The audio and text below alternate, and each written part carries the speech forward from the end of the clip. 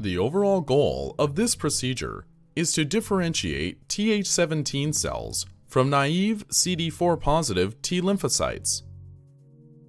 This is accomplished by first harvesting the lymph nodes and spleen from an adult C57 Black 6 mouse. In the second step, the tissues are ground to obtain a single-cell suspension.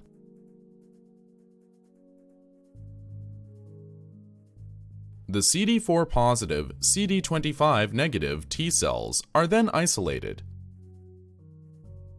and cultured under Th17 inducing or activation control conditions. Ultimately, qPCR, ELISA, and flow cytometry can be used to evaluate IL-17A expression. Though this method can provide insight into the differentiation of CD4 T lymphocytes into Th17 cells in C57 Black 6 mice, it can also be applied to other mouse models as well.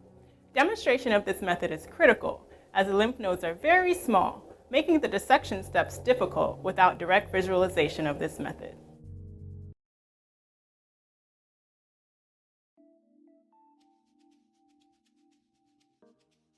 At least 4 hours before adding the cells, coat the wells of a new 96-well U-bottom microtest tissue culture plate with 30 microliters of anti-CD3 diluted in sterile PBS.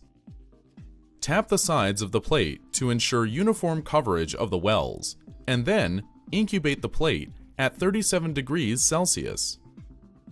After 4 hours, refrigerate the plate.